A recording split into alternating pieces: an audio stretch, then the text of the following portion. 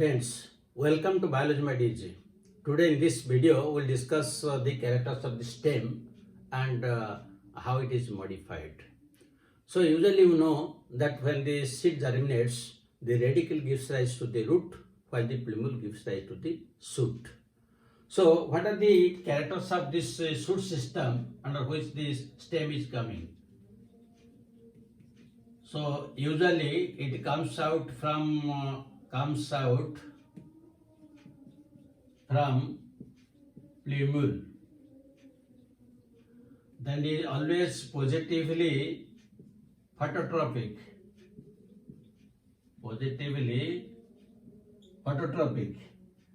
And usually it has nodes and internodes. It bears both vegetative and reproductive structures like flowers and fruits. And these are some of the main characters of this stem, and mostly it comes from the plumule. That is the most important and is present above the soil. But the main function of the stem is to bear the leaves meant for photosynthesis, and also it produces flowers and fruits which are meant for reproduction. But besides these functions, sometimes these stems are modified for some other purposes. And let us discuss one by one. The modification of this stem may be underground, may be subaerial, or it may be aerial. So if we will discuss first the underground modification. In the underground modification, there are again four categories are there. In the underground modification, there are four types are there. Number one is rhizome, where the common example is you can take ginger or turmeric. The second type is usually corm, and you can take the example colocasia, then amorphophallus, jamincanth, crocus. These are some of the examples. The third one is tuber, where the example is potato, and the fourth type is bulb, where the examples are usually onion and garlic. So let us discuss this one by one. First, you take the case of rhizome. Now, in case of rhizome, as all of you seen ginger and turmeric, the stem grows horizontally on the ground, like this, horizontally. But why we will call it stem, not as a root? What is the main reason? Whether it has root characters or stem characters, it has only stem characters, because it has distinct nodes. This is the node and this is the internode. And from this you will find different scale leaves are coming, and the scale leaves are characteristics of the stem. And again, from these parts you will find some axillary buds are there. Axillary buds. These are axillary buds. And when these buds will be separated, that can give rise to a new plant. So here this, in case of rhizome, it is performing two functions. One is storage of food. The second function is it helps in vegetative propagation, and it helps in perennation. Because if this ginger and turmeric will be outside above the soil, usually it will dry and it cannot give rise to plant body. But if it is underground, it always remains alive. That means in addition to the storage of food materials, it helps in perennation and vegetative propagation. And this is underground type. Now come to the second type. The second is corm. Now usually this rhizome grows horizontally, But if this rhizome will be condensed and will be vertical, suppose it will be condensed and it will be vertical like this, and again there will be some nodes, internodes with scale leaves, as found in case of Colocasia amorphalus. So you see the nodes and internodes are there, scale leaves are there, and again you will find some structures like this. These are known as cormlets. As in case of compound leaf, we call these small leaves as leaflets. These are cormlets. And when these cormlets will be separated and put in soil, that can give rise to again new plant. That means it helps in vegetative propagation. So sometimes the corm is also known as condensed rhizome. This grows horizontally, while that grows vertically. Come to the third type. The third type is a tuber, and the common example is potato. Usually, in case of potato, what happens? From the underground part of the stem, some branches of the stem come out, and that terminates into some tuber-like structures. So it comes out tuber-like structures. Now, if we draw one particular potato of big size, this is one potato. How can we call it as stem, not as root? Now, in the potato, you will find there are several depressions are there. Depressions here and there. Depressions are there. These depressions are nothing. They are simply, these are known as eyes, and they correspond to the nodes, while these are internodes. Again, you will find in case of potato, there is secondary growth, just like stem. And there will also you will find the lenticels are present, because there is secondary growth as the lenticels are present. That means there are some nodes, internodes, secondary growth occurs, just like stem, lenticels are found, and scale leaves are also found, because from the potato, usually we remove the scale leaves before we use it in our kitchen. So these are all stem characters, and the main purpose is storage. Also, it helps in vegetative propagation. We will find during winter season, from this ice, usually new buds come out.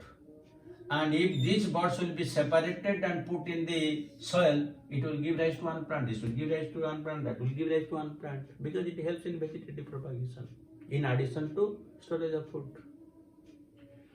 Now the fourth type is usually known as bulb.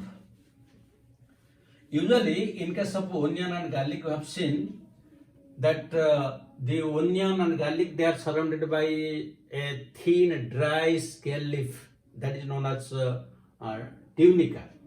So the bulb may be tunicated, or it may be imbricate. Again, the tunicated may be simple, or it may be compound.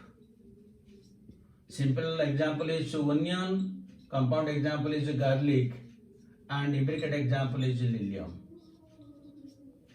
Now in these cases, what happens?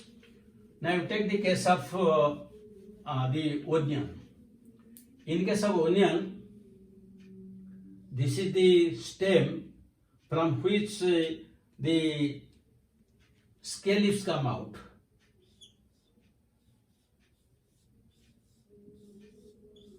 These are the scale leaves, and these are the roots.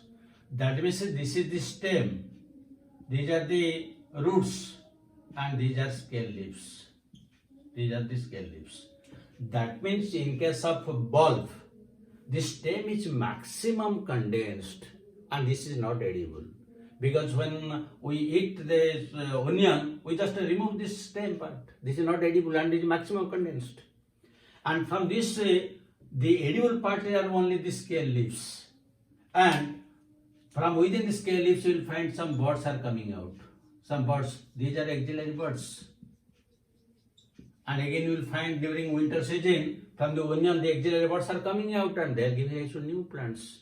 So in addition to storage of food material, they also help in vegetative propagation. So and this entire thing is surrounded by a tunica, dry scale life. So it is tunicated and simple. But in case of garlic, what happens? In case of garlic, this is the stem, and there are several cloves. Several cloves are there. Now, each clove is surrounded by a tunica, and the entire garlic is surrounded by a dry tunica. That is why that is a tunicated. That is a compound tunicated. But in case of imbricate found in lilium, you will find it looks like garlic. It looks like garlic, but no dry scale leaf is there. That means that is non-tunicated. So these are the different types of bulbs, tunicated or imbricate. So these are all the 4 different types of underground stems. Now let us discuss the subaerial type. Again, in the subaerial type, 4 different types are coming. They may be runner,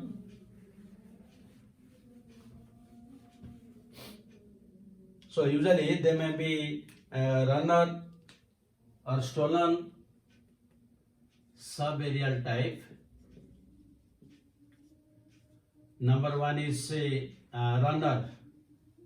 So usually this is found in case of cynodon, oxalis, and also in case of lawn grass. The second type is the second type is stolon. It is also known as arced runner. Arced runner, and usually this is found in case of strawberry,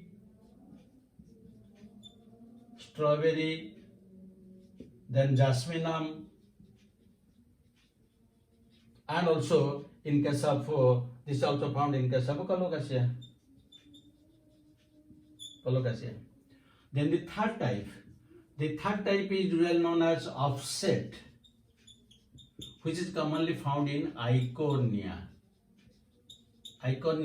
which is also known as water hyacinth. Eichhornia, water hyacinth, and in addition to that, it is also found in case of pistia. And the fourth type is sucker. Sucker is usually found in case of pineapple, then banana, chrysanthemum, and also mint. But NCERT has put this mint under this stolon type, but it is coming, actually it is a sucker. Now let us discuss one by one. First you come to the runner, where the examples are cynodon and lawn grass, and all of us have seen the lawn grass and cynodon. So here what happens, the stem runs on the surface of the soil, just horizontally runs, and from each node the roots come out that penetrates in the soil, and above the leaves are present. That is, from each node the leaves are coming out and the nodes are coming out, and it just runs on the surface, horizontally runs. This is the case in case of lawn grass, cynodon or oxalis. That is why it is known as a runner. And it helps in vegetative propagation, because from each node there are roots are there and leaves are there. If you cut it from any place, you will find that there are 2 separate plants. And if you take a piece and cultivate it somewhere else, that will give a new plant. So main function is also vegetative propagation. The second type is stolon, which is also known as arced runner. Now this is known as arced runner. That means if the internode will be arced like this, it will look like a bow. Now the internodes will look like a bow. Then now it will become the runner becomes stolon or arced runner. This is commonly found in case of strawberry, jasminum, colocasia. All of you have seen the jasminum. It is very common plant. So in case of jasminum, if one branch will touch the soil, from that point the new roots will come out, and if that is detached, that will give it a new plant. So here the main function is vegetative propagation. but this is only R. This is the only difference between runner and stolon. Now come to the third category, that is offset, that is commonly found in Pistia and Iconia. All of you have seen Iconia. This is very commonly found in ponds and lakes. So in the Iconia has only one internode. It has only one internode, having the two tops of roots and very big leaves are there. Very big leaves are there, and only having one internode. And if it is separated, it will give rise to a new plant. This will give rise to a plant, because these are all meant for vegetative propagation. The fourth type is sucker. In case of sucker, what happens, which is commonly found in case of pineapple and banana. Usually, all of you have seen banana. Suppose this is the soil, and this is the underground part of the stem, that is a banana. When one new plant comes out, it from the underground node, a new branch comes, it grows horizontally for some distance, then it grows vertically. Horizontally for some distance, then grows vertically. So when it grows horizontally for some distance obliquely and then comes outside the soil, this is known as sucker. This is very common in case of pineapple and banana. All of you have seen banana. And it is also found in case of mint and chrysanthemum. Chrysanthemum, which is a very common flowering plant, found in winter. So these are the four different cases where they are meant for vegetative propagation. Now, in case of underground, we have discussed 4 types, and here we have discussed 4 types. These 4 plus 4, 8 types are very important, not only for morphology, also very important for the reproduction chapter found in the, you will read it in the 12th class. That is why these types along with the examples you have to remember. Very, very important from examination point of view. Now, the third type of modification is aerial modification. That means the part of the stem which is above the soil is modified, and again for different purposes. So the third type is aerial modification, and here one example is it is modified to thorn. So commonly it is found in case of bougainvillea, then hazel, bougainvillea, hazel. Also you will find it in case of citrus. Then the second type is known as phylloclade. Phylloclade is usually found in case of opuntia, euphorbia. The third type, phylloclade, is also known as cladophyll. Then the third type is cladode. This is usually found in case of asparagus and ruscus. Then the fourth type is bulbil. This is found in case of agave and Dioscorea or yam plant. And the fifth type is usually tendril, found in case of cucumber and also in case of pumpkins and passiflora. So these are the different types of aerial modifications. Now first come to the thorn. You have seen hazel, citrus, bougainvillea, all you have seen. Suppose let us take the example of hazel. So from this node one leaf, the leaf comes out, and from this axil of leaf, here one strong and pointed hard structure comes out. This is the modification of the stem. Here the axillary bud which would have given rise to a stem is a modified to thorn. Now you may ask why it is modified to thorn? To give it protection, so that when thorns are present, the cattle, the grazing animals will not browse these plants. So the thorns are meant for protecting the plants, and common examples are bougainvillea, azalea, and citrus. Now come to the second case, that is phylloclade, commonly found in case of Opuntia euphorbia. Usually Opuntia euphorbia, these are succulent xerophytes which grow in dry lands where sufficient amount of water is not there. That is why the leaves are modified to spines. So when the leaves are modified to spines, who will carry out the metabolism of photosynthesis? That is why the stem is green, flat, and contains chloroplast and to carry out photosynthesis.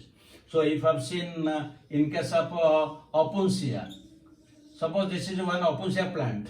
So in Opuntia you will find different pointed structures like this. So these pointed structures are nothing, these are the spines, and the spines are the modified leaves. That means the leaves are modified to spines. And this green flat structure is known as phylloclade. That means here the stem is green, flat, and contains chloroplast, so that the photosynthesis is carried out in the stem. This is known as a phylloclade or cladophyll. But what is cladode? Cladode means phylloclade having only one or two internodes. One internode in case of asparagus, one internode in case of asparagus, and two internodes in case of ruscus. That means if there will be only one internode but the phylloclade, that is asparagus. If two internodes are there, that is ruscus.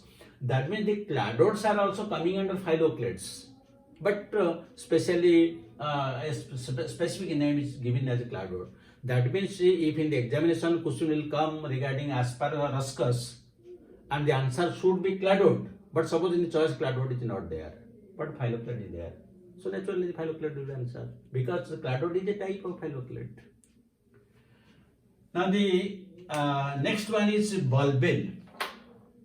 Previously we have discussed bulb, but this is bulbil. So this bulbil is meant for only reproduction. In case of agevar, you have seen also diascorea, that is yam plant. So in yam plant, suppose this is the stem and these are the nodes. From this nodes, one leaf is coming out. From this one leaf is coming out. From this one leaf is coming out. Now from this axil of the leaf, one bud comes out. This is the reproductive bud. This is the reproductive bud. This is usually found in case of diascorea as well as agevar. Now this reproductive bud, it gives rise to roots on one side, and it also gives rise to the branches and leaves on the other side. If it will be detached from this and it will put in soil, it will give rise to a new plant. That means again it is meant for vegetative propagation. So this is known as bulbil. Now the last one is tendril. In case of cucumber, pumpkins, these are the soft plants, they are climbers. For their growth, they require some support. So suppose this is one, these are the nodes, and this is the one leaf. Now from the axil of a leaf, usually some structures, round structures usually come out like this. Some structures, they come out like this. Some coiled structures, they come out like this. These structures are not tendril. So these structures, they will catch hold some support so that the plant can easily grow. So here you see, in case of aerial modification, the different types have different modifications for some specific functions. While this is meant for mechanical support, this is meant for reproduction, while these two are meant for the photosynthesis, while this is meant for defense. So these are the different types of modification of stem. Some are underground, some are subaerial, some are aerial. So with this, the discussion about the stem and the modification is complete. Let us discuss questions.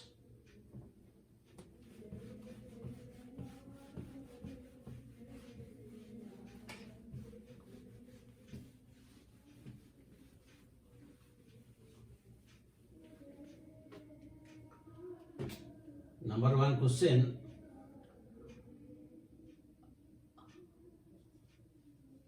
sucker is found in A choice water hyacinth, B choice trappa, C choice pineapple, D choice you can track strawberry. The second question in bougainvillea the stem is modified